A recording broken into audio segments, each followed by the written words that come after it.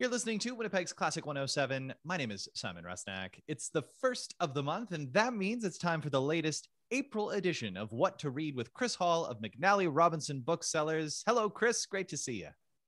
Nice to see you, Simon. Happy April Fool's Day. It's auspicious that I appear on this day.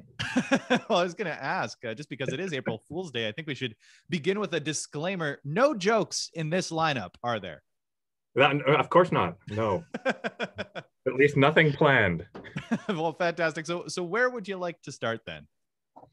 Well, I'm going to start with a novel. I'm going to start with a novel by our author of the month for April. Her name is Helen Oyemi. She's a prize-winning author. She's written several books. Gingerbread was her last one.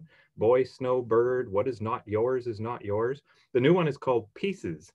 And I should be clear that Pieces is as a pearl of peace, as in at peace, as opposed to multiple pieces of cake. So that meaning takes you maybe in a different direction. It stars a newlywed couple. They're invited on a train journey by an aunt. And it turns out not to be your usual train journey. It's very dreamlike, and aspects of their past revisit them during this journey. So it's got a bit of a different atmosphere to it. And I should mention that there are two mongooses in this story, each brought on as a pet by different people. The mongoose may meet and fall in love. That's a bit unclear. But Helen Oyemi likes to put animals and add a little bit of fairy tale, maybe mythology aspects to her books. They're in a kind of entertaining way, but thought-provoking too. She's an interesting author. Well, it sounds like a great read, and obviously an interesting author, given that she's an author of the month at McNally. Any special plans relating with Helen Oyemi that way? We don't at the moment. She's made a lovely video for us where she talks to us a little bit and gives you a bit of a quick hand sell of her book. So watch for that on our social media and our website. We'll be using that. She was gracious enough to do that for us. Well, that's exciting to hear. What is queued up next in the lineup? Well, next we go a little bit different place for me. A book called The Glitter in the Green.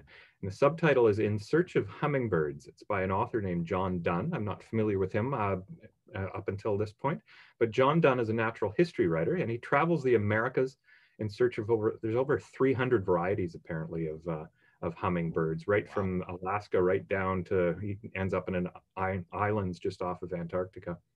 And along the way, he explores the role they play in indigenous cultures and the fascination they held in previous century for European collectors, and as well as the appeal that they hold for today's birders. They're some of the trophy birds for birders to check off their list. So, and I know I stop whenever I see a hummingbird. I whether it's mesmerized or fascinated, I'm not sure. But I do stop and I watch them. They don't give you a lot of time, so you've got to spend what you can with them. And then this book kind of gives you a little more context to flash through your mind as you look at them. So yeah, hummingbirds.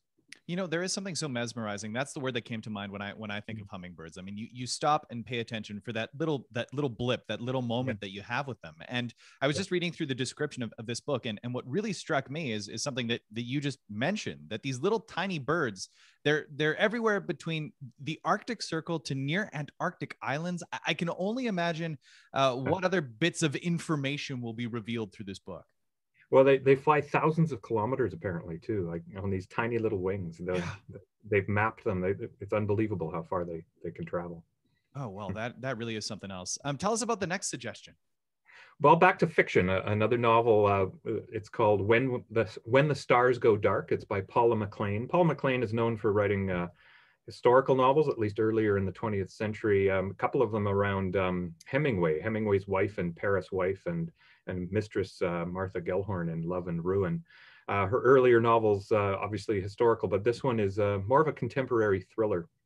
In this one, Anna Hart stars. She's a seasoned detective. She's feeling a little burned out, so she travels to a town called Mendocino in Northern California. It's where she spent some of her childhood summers. So, but rather than finding relaxation, soon after she arrives, a 12-year-old girl is abducted from her home, and it may or may not connect back to a string of unsolved crimes that happened when Anna was a girl. So, of course, in a book like this, the suspense and the tension build, and as her past and her present come together. This sounds like one of those plots and books that you can't put down. Is that right? Unputdownable. Is that the phrase? Something like that. Well, I mean, I'm really curious about this next pick that you've lined up, because I feel like it's one to which you might relate a little bit. A little bit. I have to admit, as soon as I saw the title, I got very interested. The title is "The Bookseller of Florence." Subtitle: "The Story of the Manuscripts that Illuminated the Renaissance," and it's by Ross King. Ross King is a Canadian historian. He's also written some novels. He's from Saskatchewan.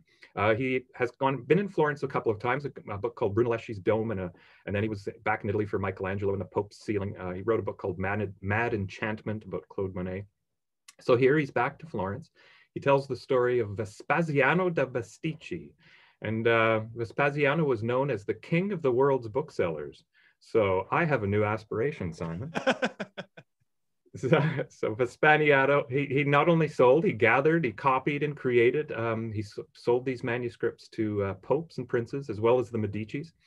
And King gathers a lot of history here. It's not just about books. He's the spread of ideas. It's the history of spelling. It's the technology of writing, because writing at the time was literally copying by scribes, but morphed at exactly this time into Gutenberg's printing press, which of course allowed for even wider spread of ideas.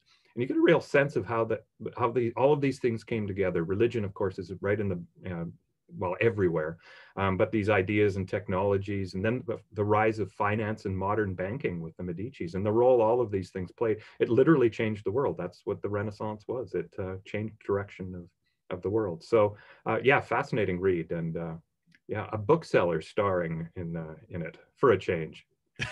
for a change, the humble bookseller says.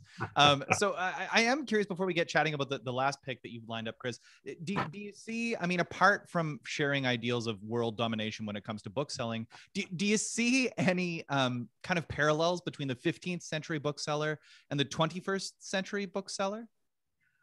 I do, yeah. I'm fascinated by the role we play in the spread of ideas, the conversation we have as a community and as a society.